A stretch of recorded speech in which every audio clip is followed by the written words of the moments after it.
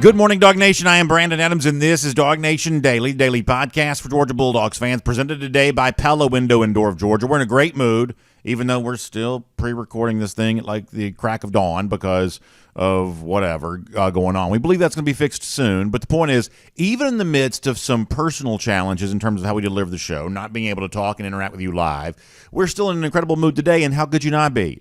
Georgia got another win on Saturday, got a big recruiting win on Sunday evening, and the Alabama dynasty has crumbled right around us. And we're here today with receipts to kind of point out everybody who kind of got this wrong, as we kind of knew that they would.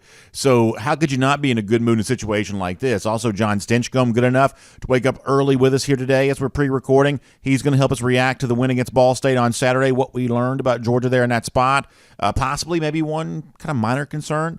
And, of course, starting to look ahead to finally Georgia against a real living, breathing opponent, at least of some stripe, with SEC play in the South Carolina Gamecocks on tap for this Saturday. So what do you say without further ado, we dive into it. And I promise y'all, within the next couple of days, I hope, we're going to be back live talking to you, interacting the way we always do. So stick with us. We'll get you back to that. But in the meantime, let's have a good time. It is DawgNation Daily, the daily podcast for Georgia Bulldogs fans, presented by Pella Window and Door of Georgia. And it begins right now. Today's episode of DawgNation Daily is brought to you by Pella Window and Door of Georgia, viewed to be the best. Presented by DawgNation.com. This is DawgNation Daily, the daily podcast for Georgia Bulldogs fans. Here's your host, Brandon Adams. Georgia played a game on Saturday. I promise we will talk about it, but there is some stuff we got to do before we get to that. Ultimately, this is the reason why this show exists. We exist to provide commentary that other shows either are unable to do or unwilling to do. And there is an example of this where the most prominent voice in all of college football, the leading analyst, the face of the sport in many ways for a good number of years now, has been Kirk Herbstreit. We're not anti-Herbstreit necessarily. We think he's done some good things over the years. But there is no more prominent voice, no more prominent analyst when it comes to sport than Herbstreit. And over the course of the offseason, you'll remember this, Herbstreit was going everywhere he could, talking up Alabama. And really, as he was doing that, kind of talking down Georgia, expressing this doubt and skepticism about UGA, pumping up Alabama. And on Saturday night, that got proven hilariously wrong in a game that Herbstreit was calling for ESPN. But at no point in time on Saturday night, at any point in that broadcast, did Herbstreit come across and say, well, you know what, I guess I was wrong about Alabama this whole offseason. All that stuff I was saying in the handful of interviews that I did, I guess I've got egg on my face. See, these national media types never do that. On a show like this, hopefully, when we get something wrong, we come up, we own it, we'll take our medicine over that. You get a chance to laugh at me. We don't take ourselves too seriously. But there's a certain level of fame that once you obtain it, it's sort of like that old line about being loved means never having to say you're sorry. Like when you get to a certain level of fame, that means you never have to say you're sorry for anything. You never have to say, I guess you got me on this one, because college football is whatever you say it is. And if you change your opinion or if you forget your old opinion, there's no one big enough to kind of call you out. So we exist to call out. We exist to save receipts. We exist so that the average fan can, have a moment to say to the big analyst who wants to, look down on people sometimes, and Herbstreit's a little bit guilty of doing that from high atop his ivory tower. We exist to sort of keep folks like that a little bit humble. So in light of what was a thrillingly entertaining game on Saturday night with Alabama losing to Texas. In light of all of that, let's do right now what none of these ESPN shows are going to do. They don't have the guts to do this. They don't have the willingness to do that. They are not going to call out their number one guy, Kirk Herbstreit, for how wrong he was about Alabama and by proxy how wrong he was about Georgia during the offseason. So we will do this. We knew within a couple of weeks of the start of the season we'd get a chance to laugh at Herbstreit for what he said, and that moment has arrived. So here is Kirk Herbstreit being incredibly wrong about Alabama, being incredibly wrong about Georgia, and this is his reminder of what he said. Take a listen to this from back during the summer. Whenever what you just described, whenever that happens in Tuscaloosa, if you're going to Vegas, is sand, that would be a team I would not want to question. Mm-hmm. Whenever they have a few losses or whenever they don't quite chase their goals the previous year, and whenever, they got a new this and a new that and a new quarter, it's like, oh boy, Nick Saban's in trouble. I'm telling you, he's got the same energy he's had since 2009 when he won his first title against Texas. He's got great players like he had in 2009, maybe better. He's got a team that's going to be upset with a chip on their shoulder. As we sit here, what are we, May 31? It's hard for me not to lean towards Alabama in the SEC just because of what you described. Now, you got LSU, who made incredible strides in that first year with Brian Kelly. Got a lot coming back from that team. They beat Bama last year. They got to go to Tuscaloosa. So I would. Those three are going to be everybody's three. As we sit here right now, I'm going to wait to see where we are in August. But I would be in that Bama LSU, just a little bit ahead of Georgia as we get ready for getting into the summer months. So Bama and LSU a little bit ahead of Georgia as we head towards the rest of the summer. Bama's already lost. LSU's already lost. Georgia's still the number one team in the country. I'm telling you right now, Kirk Herbstreit ought to apologize to Georgia fans for saying that. He won't, but he should. Because that's the kind of thing that not only has that already been proven wrong through 2 weeks of the season, he should have known that was wrong when he said it. But here's the thing about Herbstreit. He's still doing game day. He's doing these games on Saturday night. He's doing the NFL on, Amazon Prime now. This is a guy who's simply stretched too thin. Like Herbstreit is not providing the level of college football analysis that he once provided because he's just stretched too thin. He's just not following the sport that close. So he's re-racking the same opinions from like 10 years ago because he doesn't have any, brain waves for new opinions because he's just stretched too thin. He's got too many jobs. And I think the analysis that he's providing to college football fans, it suffers. And in this particular case, it's really at the expense of Georgia. Because remember, in the same breath that Herbstreit's talking up Alabama, he's also mocking Georgia from a year ago for saying they were disrespected. But when you hear Herbstreit right there saying two teams that have already taken losses in the first 2 weeks of the year, they are better to begin the year than Georgia, y'all, that is the disrespect card that Georgia fans felt like they had a chance to play a year ago. They get a chance to play it again. And that's Herbstreit. And the other thing here is, the idea of, Nick Saban, this is still as energetic a figure as it ever was. Nick Saban is still as, as alert, as cogent, as energetic. He hasn't lost a step at all. Let's go back to Saturday night at the end of that game for Alabama, losing to Texas and all the way that it played out. I want you to hear Nick Saban at the end of this game, at the conclusion of his post-game press conference. Kirk Herbstreit says before the year begins, oh my gosh, the level of energy that Nick Saban still has is just as spry as ever. Well, take a listen to this. Take a listen to this on Saturday. To me, this sounds like a concession speech.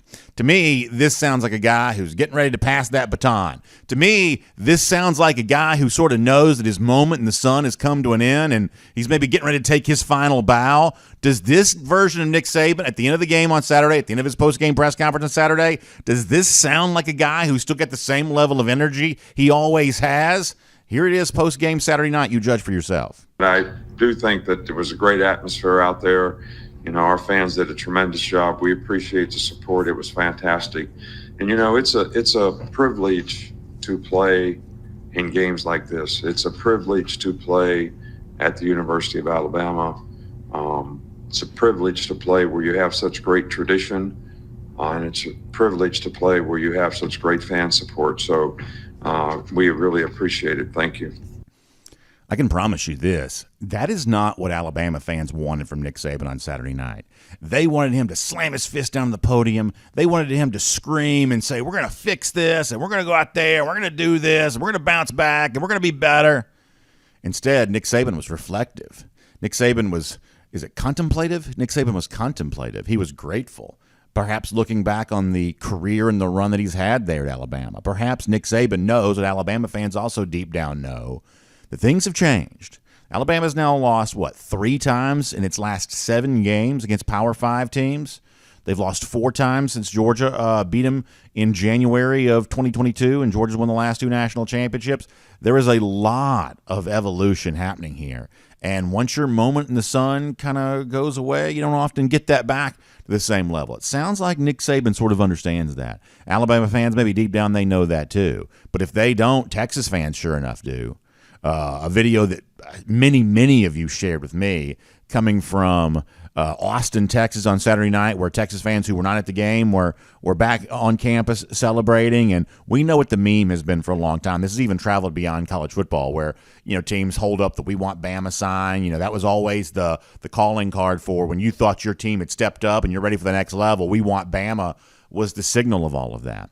But guess what? An Alabama win doesn't mean what it once did. Beating Alabama isn't the resume builder that it once was. There is a new team that is the new standard in college football. And media types like Kirk Herbstreit may be slow to realize that because they're too busy doing other things. But the average rank-and-file college football fan, you better believe they know that full well. The video that so many of you shared with me on Saturday night, this is how Texas fans back in Austin celebrated their win against Alabama by looking ahead to the one win that for them would really mean something right now, the one that they in their dreams would think could come against the University of Georgia. Let me show you this quick video. We want Georgia! We want Georgia! We want Georgia!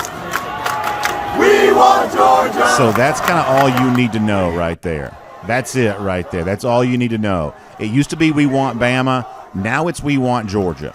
Y'all, if you're watching on Saturday night, if you saw that win for Texas against Alabama, to me, that was the final chapter in what has been a great story. The Alabama era in college football, though, I believe is over. There is a new standard in college football. I believe it's the University of Georgia.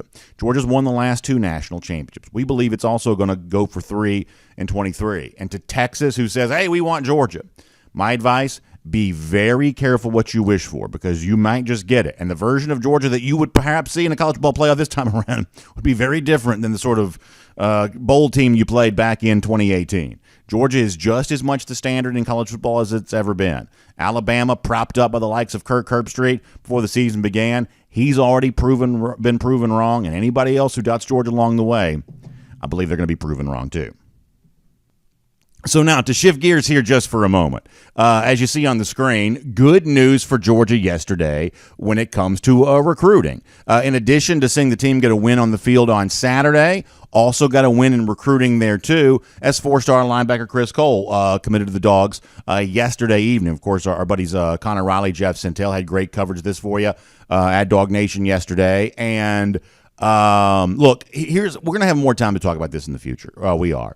But I think here's the main thing you need to take on the Cole commitment here right now, which is Georgia had to endure kind of going into the weekend sort of thinking they were in the best position for Cole. They had to go into the weekend also knowing that Cole was going to visit Tennessee, and there's always the thought of, well, they're going to throw the big NIL deal potentially at him because obviously Tennessee likes to brag about its collective. There have been some chatter out there about USC, is that Georgia sort of felt like it was selling the best package on the field of, hey, come here, be developed like other linebackers have been, get a chance to be a part of that great lineage. But anytime another program gets that last visit, anytime, another program like USC, which, sort of believes it can sort of step in and sort of money whip, a program for talent, even though they don't really have much of a track record of producing great defensive players right now. Anytime you have a chance to go to bat against that and come out a winner, I think you have to feel pretty good. And by the way, I'm sure it didn't hurt Georgia's cause that Tennessee scuffled throughout the entire weekend with Austin Peay and really did not have a very impressive performance against the Governor. So perhaps that didn't exactly make the Chris Cole visit in Knoxville go all that well necessarily. But nonetheless, good recruiting win for Georgia there. With Chris Cole, a 4-star linebacker, a big get, beating out Tennessee, who had a chance to host him this weekend, beating out USC, we think, there as well. So nice moment there for the Dogs. So things couldn't be better right now. You're winning games in the field. You got SEC play starting this week. You got a big recruiting win. Alabama's crumbling around you. Right now, the grass is as green. The path is as clear for Georgia as it's been in quite some time. This is truly a very good time to be a Dog fan. My name's Brandon Adams, and this is DawgNation Daily, the daily podcast for Georgia Bulldogs fans, presented today by Pella Window and Door of Georgia. And we are glad to have you with us, no matter how you get to us today, live on video, normally live. We're not live today, but we're all across video platforms, and we hope to be back live here this week, so we're looking forward to that. So thanks for checking in on video, obviously at 10 a.m. When you think about the radio, we're on the radio every afternoon on Athens Sports Radio 960 The Ref. We always love that. Podcast, however you find them. We're just glad to have you part of the program. A big thanks to our friends at Pella Window and Door of Georgia, who make it all possible. Energy efficient windows and doors. That is what they are all about. So when you need that, when you're ready to kind of take care of your home the best way that you possibly can, our friends at Pella Window and Door of Georgia, they got you covered there. They look better on the outside. They feel good on the inside, keeping that energy inside where it's supposed to be, so you stay nice, toasty, and warm during the winter, and nice and cool and comfortable here during the summertime of year. And it looks great. It can help improve your curb appeal, which could potentially impact your resale value. All of those great reasons to have Pella window and doors right there installed in your home. And if you've heard me talk about this for years, it could be a next step for you to have one of those consultations with one of the Pella experts so they can walk you through the entire product line. They can talk to you about the installation options. They can talk to you about financing options if necessary, and some special offers too. Because between now and September 30th, you can also get 10% off your entire project, or no payments, no interest for 12 months. Just make sure you tell them that BA from DawgNation Daily said they'd take good care of it, because I do truly know they will. So stop by and see them. Experience Center there in Duluth. Give them a call, 678-638-1429. That's 678-638-1429. Or visit pellaofga.com/DawgNation. That website, once again, pellaofga.com/DawgNation. Pella Window and Door of Georgia, viewed to be the best. All right, we're going to get John Stinchcomb here coming up in just a moment. Prior to that, though, I do want to go around the DawgHouse here today, and let's talk a little bit about what's next for Georgia. When we get with John, we're going to do more about the Ball State game. But I think that turning the page as quickly as possible to something more interesting for Georgia is probably the next best thing here right now. I think that Georgia definitely has a chance to do that against South Carolina on Saturday, SEC play beginning. It is a massive step up in terms of you're not playing a bad Group of 5 team anymore. You're not playing an FCS team anymore. You're playing not just an SEC team, but an SEC team that you've had a pretty good rivalry with throughout the years. Kirby Smart was actually asked at the end of his post-game press conference on Saturday about the fact that the yearly series against South Carolina is likely to go away here very soon. And while Smart doesn't have a whole lot of interest in the scheduling talk right now, he clearly sees this game against the Gamecocks this upcoming weekend for what it is. This is what Kirby said about the South Carolina game at the end of the game against Ball State on Saturday. Take a listen to this. I'm looking forward to the rivalry. I mean, I think it's a great game. It's one of the, the big ones for us every year because it's a state that's so close to us geographically. But as far as the scheduling, it's the last thing on my mind. I know you guys make a big deal about it and the passion of the fans, but for me, I'm worried about who we play next. So let me make a prediction for you here. Kirby Smart obviously really zeroes in on just how important this South Carolina game has been for Georgia historically. But I think it's also proven to be a pretty important thing the last couple of years from the standpoint that I think it's a real bellwether for how good Georgia has been. For whatever reason, and perhaps there's always the chatter with Georgia fans that the relationship between Kirby Smart and Shane Beamer is not a particularly good one. There's always going to be some chatter there around that, and perhaps that kind of plays into this. But whatever the reasons are, Georgia has throttled South Carolina the last 2 years. I don't know that Georgia has looked more like a two-time national champion against anybody than it has playing South Carolina these last couple of seasons. And so when you think about South Carolina for this particular Saturday, this becomes another really important measuring stick, where if you want to see Georgia be at the standard that it's been, this game against South Carolina is a pretty good comparison point for that to be the case. And if you want my prediction, I'll give it to you. I believe we may see Georgia's largest margin of the victory of the season to date take place this upcoming Saturday. I believe that Georgia may end up beating South Carolina worse than it beat Ball State on Saturday, or worse than it beat, what do you call it, UT Martin there before that, because that's the level of focus that Georgia has had playing games like this the last couple of years. And I think that we're still in the portion of the season where the real narrative around the year hasn't quite formed yet. Everyone's really interested in Colorado and Deion Sanders. We understand why. Obviously, everybody was interested in what Texas did against Alabama on Saturday. We understand why. Florida State's gotten some chatter. We understand why that is.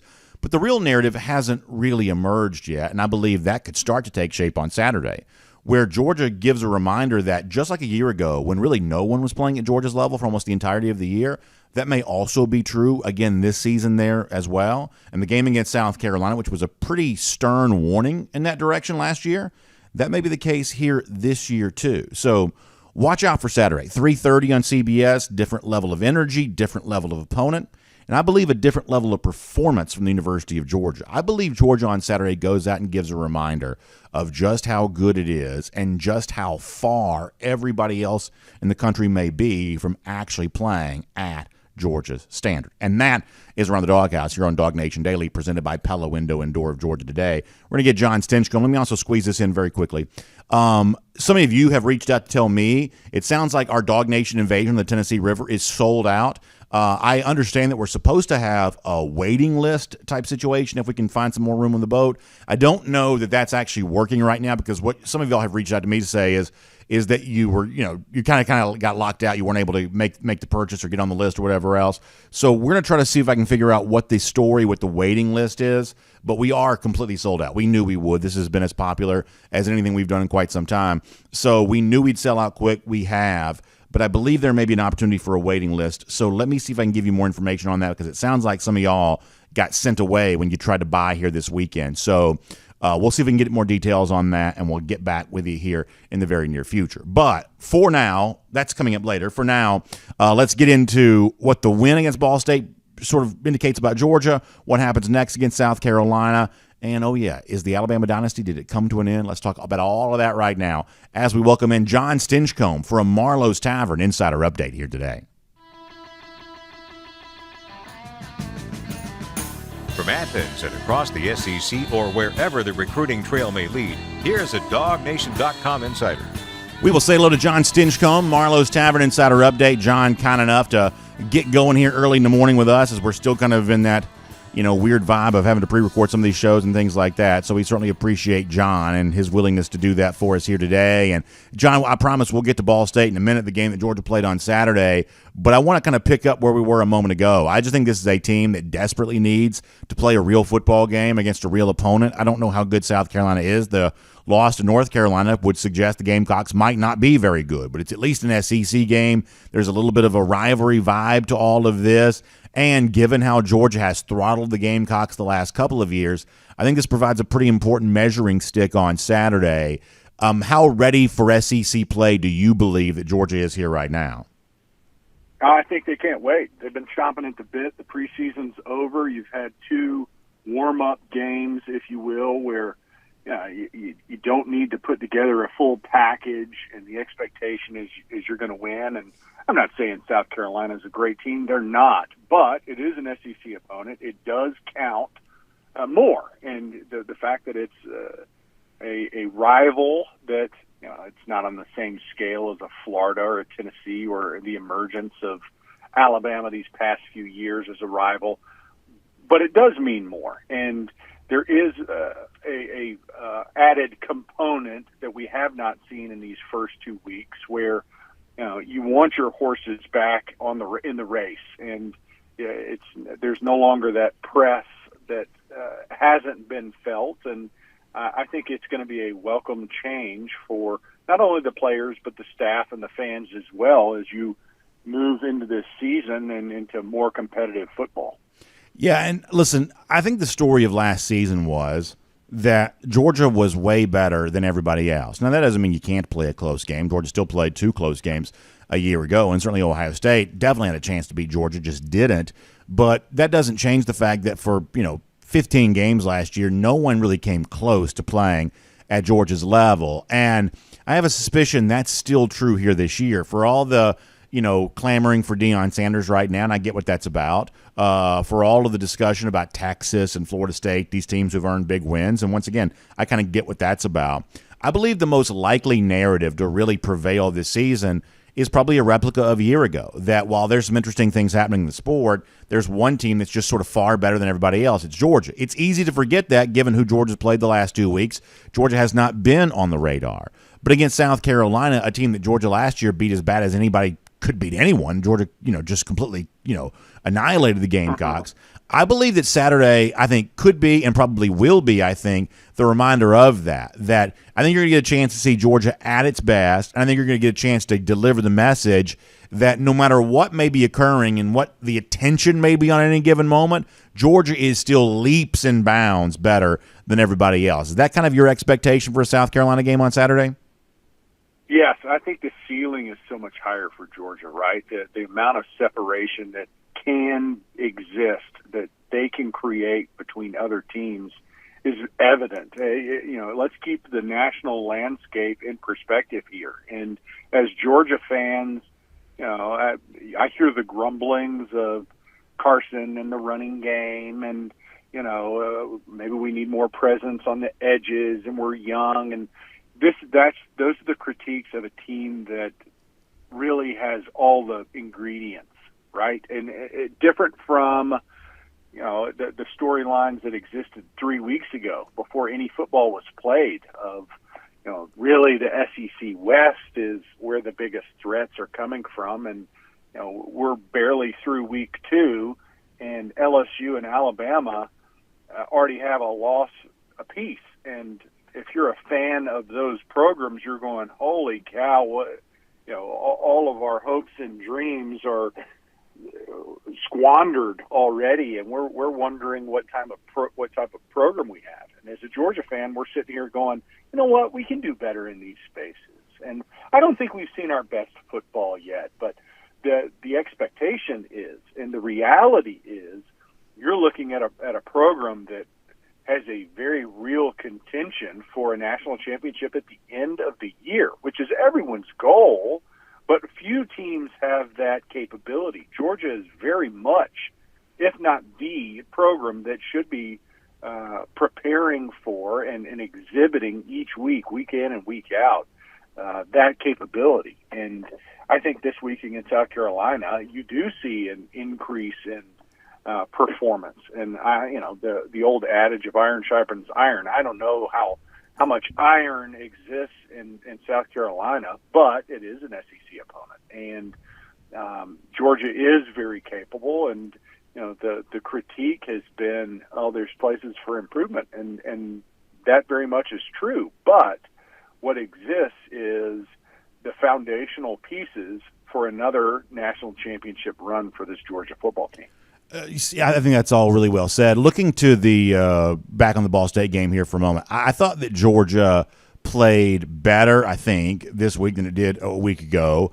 Admittedly, it didn't get off to, what the one thing I'd call for is, I have a relatively realistic set of expectations in games like this, just because I just don't think that it's the same Georgia in these games that you would typically kind of get against better opponents for whatever reason. I just think that's been proven true over the course of the last, year plus now.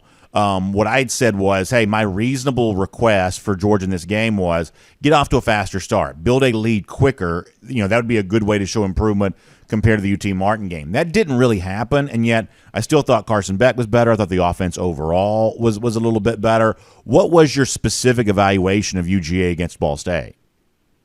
Well, 31-point second quarter certainly helps anyone feel much better about the performance. And I think the creation of turnovers can be overlooked. This defense, it's been a cornerstone and a staple for a Kirby Smart-led program, that they're going to play really good defense. And that was on full display. And that is a piece of this Georgia identity just in general, but certainly in this 23 season. So that's where I would start. There are areas that I think are still being crafted. And you look at the guard rotation in the game, and I think there's probably more to that than just, hey, we're getting guys reps.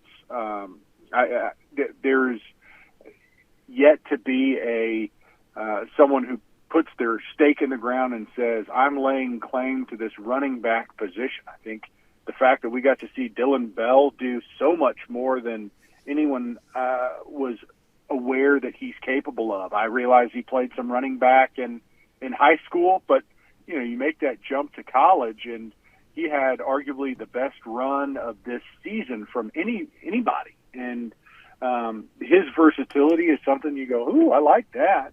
The fact that Brock Bowers can have an off game and still the offense clicks right along, and you put up, in the 40s again, total points-wise, I think is encouraging.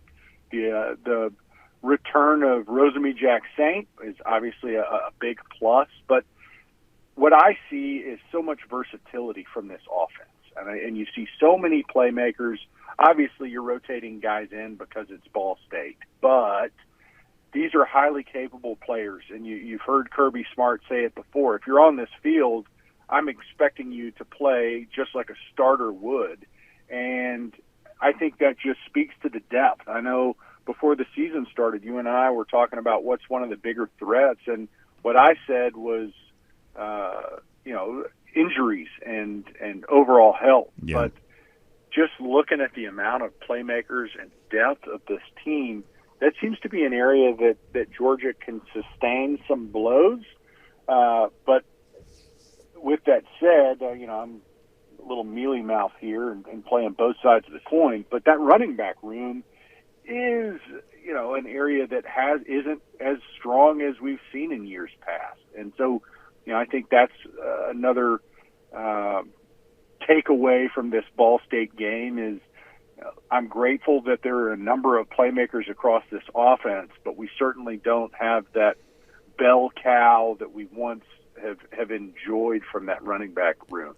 There was one, I think, prevailing concern for me over the course of the last couple of weeks. I want to ask you about that because you're a good one to ask. We'll do that here coming up in a moment. Let me remind folks, though, this is our Marlowe's Tavern Insider Update with John Stinchcomb here on DawgNation Daily here today. And don't forget that while John is our DawgNation Insider, you have a chance yourself to become a Marlowe's Tavern Insider. And there are great incentives for you when you sign up to be a part of the Marlowe's Tavern Insider Club. And the great news is it's totally free to join. Simply go to marlowestavern.com, and when you sign up, you're going to get $10 off your $30 purchase at a Marlowe's Tavern near you. Then once you're in the club, you try to earn what are known as qualified visits. And you get a qualified visit every time you spend at least $15 on food or beverage there at Marlowe's Tavern. And when you get 4 qualified visits, you're going to get a complimentary entree reward worth up to $20 on your next visit. You also get great birthday type stuff, things like that. It's a really cool thing to be a part of. Become a member of the Marlowe's Tavern Insider Club. Find out more online at marlowestavern.com. That is marlowestavern.com. So, John, I think when you look at the 2 games for Georgia, I think the one thing that fans have brought up to me that has kind of been a little bit of a thread through both these games, and I have to say that I kind of agree with some of this, doesn't seem like the Georgia offensive line has played a great game as of yet. Now, they're also rotating a lot right now, so perhaps they're still trying to figure out best 5 and number 2s. There could be all kinds of mitigating factors here. I guess that's what I'm trying to ask. Is the offensive line, is that a concern for you right now? I don't know if concern's the right word. They certainly aren't that dominant force that I think anyone expected coming into this year. I've gone back and, I'm a total nerd BA, so bear with me. But I watched the film on Sunday of the game, and I can't help but just watch our offensive line play. And recognizing that Ernest Green is a first-time starter and, somewhat limited last year because of injuries. So the amount of reps that he has, I think, is a factor in his play. He has all the tools that you need for a dominant left tackle. Let's start there. But you watch him play, and there's some mental errors, and, there's some positional issues at times. But he's not alone. I think our guard play hasn't been exceptional. There's room for improvement there. I think Amarius Mims has had 2 really good games that kind of gets overshadowed by just the overall performance of the offensive line, and that's how you're judged. It is one group. It's one unit. I will say this. It's not just the offensive line performance that contributes to I'll say, I don't know if it's run game struggles, but certainly hasn't been dominance through 2 weeks.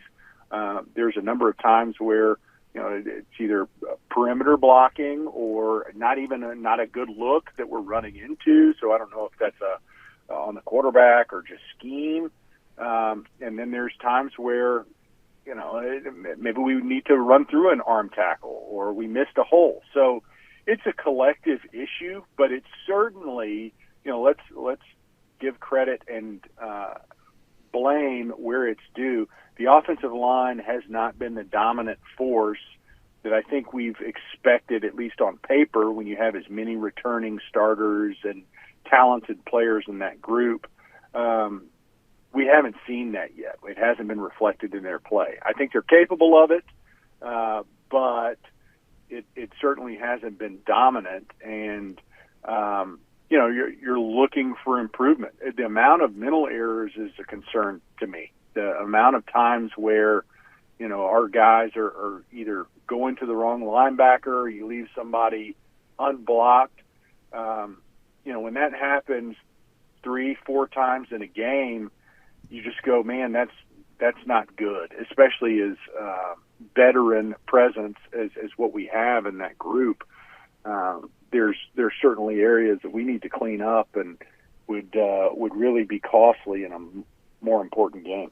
Certainly something to watch for as we head towards the South Carolina game there on Saturday. John, we really appreciate your time on our show here today. Thank you so much for your insight. Thanks for waking up early. Hopefully by next week we'll be back live again and doing things the way we normally do. But we appreciate you helping us pivot here for right now, and we'll enjoy the conversation again as a part of a Marlowe's Tavern Insider Update very soon.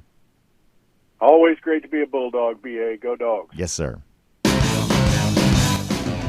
Let's take a look around the rest of the league. This is SEC Through. Yeah, I'm glad we had a chance to talk about that with John because I do think, and I promise we'll do a lot more on some of this kind of stuff as we roll through the week, especially as it sets Georgia up for the South Carolina game. I think the one thing that I have heard from a decent number of fans is, boy, I'm not really quite so sure about that offensive line and how it's performed, and there are potentially all kinds of mitigating factors for why this is or what's causing this to be true. All of that could be, pretty complicated, frankly. And Georgia is rotating a lot, and Georgia is getting a lot of playing time for a lot of guys. And I think you see movement within, certainly within the number 2 unit. I think you see some movement potential taking place right there. So there's some jockeying for position still going on. Maybe that affects the performance here.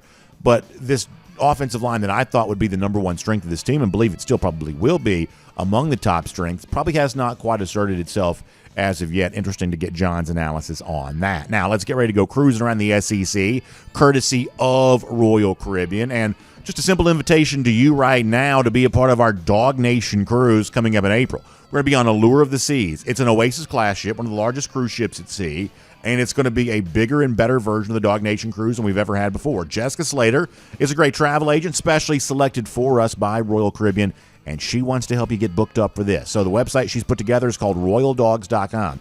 You can go there, find all about the DawgNation cruise, going to Nassau in the Bahamas again, going to Perfect Day, Coco Cay, the private island, exclusively for those on Royal Caribbean Cruise Vacations. My favorite part about our Royal Caribbean Cruise Vacation is Perfect Day, Coco Cay. In fact, sometimes they call me Perfect Day BA because I like Coco Cay that much. So we want you to be a part of it. We'll see you there for it, April of 2024. Jessica Slater's got you taken care of and all that. Check out RoyalDogs.com, and you can find out more about that. All right, so we have got a lot to break down from the week that was. And over the course of the next couple of days, we'll do a lot of that. I think the Deion Sanders at Colorado story right now is fascinating. Obviously, there are other big, impactful games from the weekend. But I do think that the Texas-Alabama thing, which we talked about at the top of the show, I do think that's sizable enough that we need to spend a couple of more minutes on sort of everything that I believe that you take from this. And I guess I'll start with this. We told you last week that just given the chatter that existed right now, LSU's lost to Florida State, South Carolina's lost to North Carolina. You'll add to that now Texas A&M losing to Miami. What we said was, if Alabama loses to Texas, because for another year Texas is still in the Big 12, if Alabama loses to Texas, then you really are staring at a scenario where perhaps the SEC, after 2 weeks of the season, has already been kind of relegated to 1 bid status for the college football playoff. I believe that's now likely true.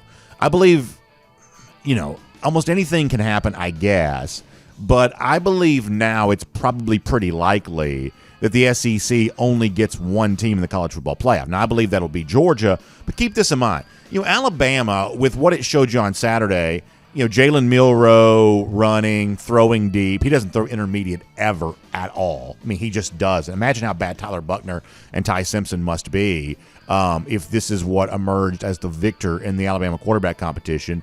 But Alabama's still going to be a formidable team, right? I mean, they're still going to be heard from. So, the SEC West, I believe, is still going to be competitive between Alabama. I think LSU will be better than it was against Florida State. But ultimately, all these teams are probably fighting for 1 spot now in the college football playoff. I don't see how the SEC gets itself back to kind of 2 bid status. I believe it'll be Georgia. I don't believe Alabama and LSU probably play at Georgia's level. But you at least have a little bit of a fragment of, when Alabama's won the national championship, typically speaking, they've kind of overcome a loss to get there. So maybe they play better at some point in time, but they're going to come back and bump into the same struggles at quarterback, the same challenges there. That's not changing anytime soon, I don't think. Another thing that was interesting about Alabama on Saturday was the fact that, y'all check the box score, I believe I'm right about this, I don't think Justice Haynes got a carry at all. Justice Haynes, who was a major recruiting war between Georgia and Alabama. Georgia would have loved to have had him at one point in time. I think we thought Haynes was going to Georgia. And then surprisingly, as surprising as any recruiting decision's been, he chose Alabama. Now, maybe at some point in time he goes on to be a great running back there, and I won't presume to know all the reasons why he didn't play on Saturday. But Haynes was not a factor for this game for Alabama. And you can't help but notice that. And you can't help but wonder what might be going on there for a team that needs a little bit more of an offensive spark, not to have Justice Haynes being in that mix a bit. I also think the Texas performance here is a real thing. I think it's the thing that you have to give them a lot of credit for this. This is clearly a different version of Texas than it's kind of been in the past. And I won't do the whole cliche Texas is back thing, but we did have Texas in our college football playoff here on this show. And I think what you see on Saturday is one of the reasons why that is. That Quinn Ewers, I do think, is a difference maker at quarterback. I think there's a chance that Ewers, with all due respect to Caleb Williams, I think there's a chance that Ewers may prove to be the best quarterback in the country here this season. I think that's the case. But the other thing that Texas sort of has going for it is, they really got after it defensively on Saturday. This is a little bit different in the line of scrimmage than it's been before. This is a little bit more of a team that looks like it's on its way to the SEC than it's been in the past. Now, Texas had a hard time handling prosperity in the past. Perhaps they have a hard time handling this prosperity too. It's still, kind of a long season left to go. But in the Big 12, Texas Tech seems like it's a level below what its preseason expectations were. Oklahoma struggled a little bit with SMU on Saturday. The opportunity for Texas to kind of march through the Big 12 here now is very much in place, and I think you have to view them as kind of a real team. And I'll say this.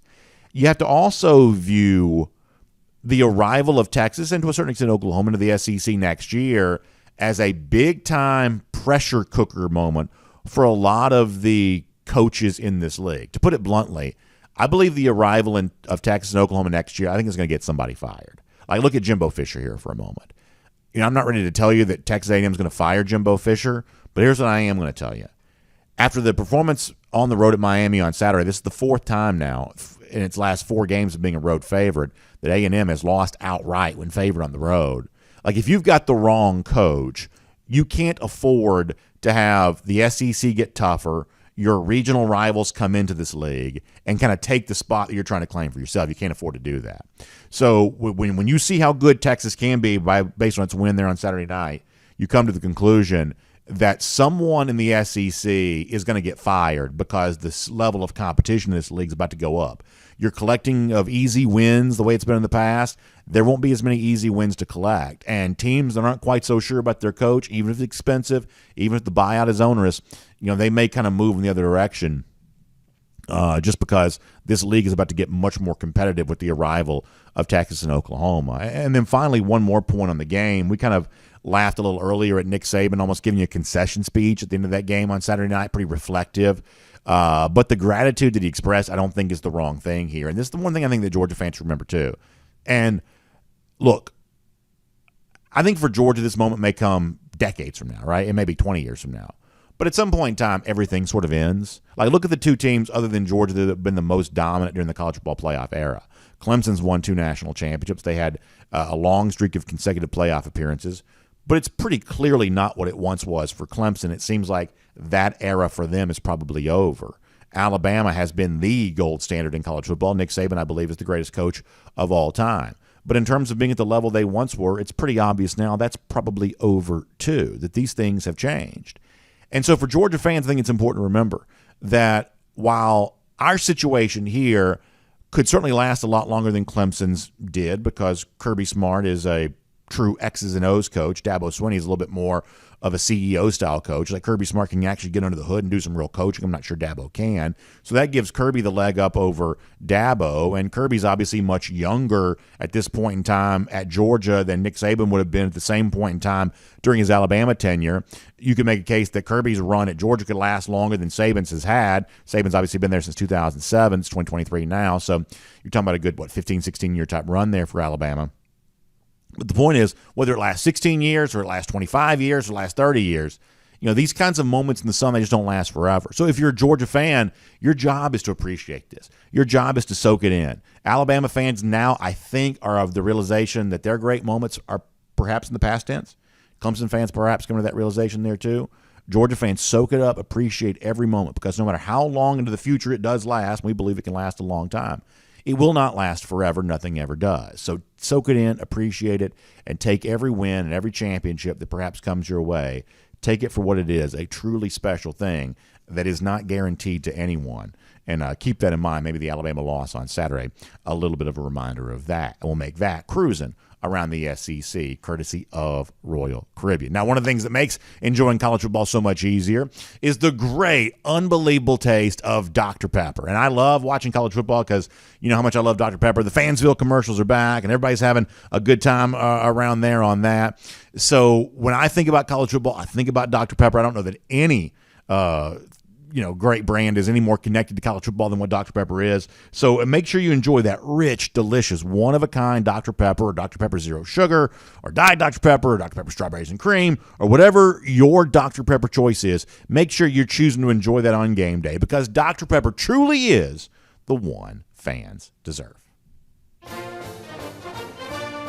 And as we get ready to wrap up here today, as I said before, for those of you that like watching live on video, we hope to be back live again at some point in time this week. Try to give you an update on that maybe tomorrow. We'll see how that's all playing out. But for now, thanks for being with us in this particular fashion. Of course, you're listening on podcast or something like that. It's not any different to you anyway. But nonetheless, we're appreciative of that. And we're having fun, making fun of Alabama after their loss on Saturday. In fact, King Seabass sends this to me. He says, I'm the pappy. You basically see A.D. Mitchell holding up a little baby, which is in this case the Alabama Crimson Tide. A.D. Mitchell, I would certainly say the former Georgia wide receiver does appear to be Alabama's daddy here right now. So King Seabass, very funny stuff for you. We will give you a golden shoe for that, and we will no doubt laugh at Alabama for a long time to come. Lousy, stinking Gators, we laugh at them there as well. We're looking ahead to the cocktail party. How about 47 days from right now? That's our Gator Hater countdown. We'll see all of you back here tomorrow at DawgNation Daily, presented by Pella, window and door of Georgia. And on video, time now for the R.S. Andrews Cool Down. R.S. Andrews, the one you turn to for your air conditioning, heating, plumbing, and electric needs. They show up on time. They do the work that's promised for the price that's promised. So, as I said before, I'm going to try to get an update for you this afternoon about what we're doing from a studio standpoint. And literally, we may just be moving. Like, we may just be doing that. But one way or another, we're going to have a live show back for you again very soon. Just the vibe is so much different from me doing a live show. It just is. Just more what we're used to. There's different kind of energy around all of that. So we're eager to do that. I'm eager to take your comments again. And I promise we're going to get there. Though, thank the folks that have been helping us out here. Michael Carville getting up early. Appreciate him being here. John Stinchcomb, our guest, who've kind of shown up and been with us early in the morning too. You know, we're trying to do what we can to kind of make all of this work, but obviously it's a little bit different type of thing. So I appreciate everyone who's helping us be on the air, but I am also so ready to be back doing this somewhere. We'll go somewhere and do this show live again. I'm ready to be able to do that. So for now, check out RS Andrews online, rsandrews.com. Get your air conditioning tuned up. Have them come out and replace your water heater if you need to. They'll get it done for you the same day. Great service, good folks. Dari Payro, you know him from Go With The Flow on Fridays, and you know his company for the great work they do. So find them online at rsandrews.com. All right, y'all have a good day. We'll see you back here tomorrow. DawgNation Daily, presented by Pella Window and Door of Georgia. We'll look forward to talking to you then.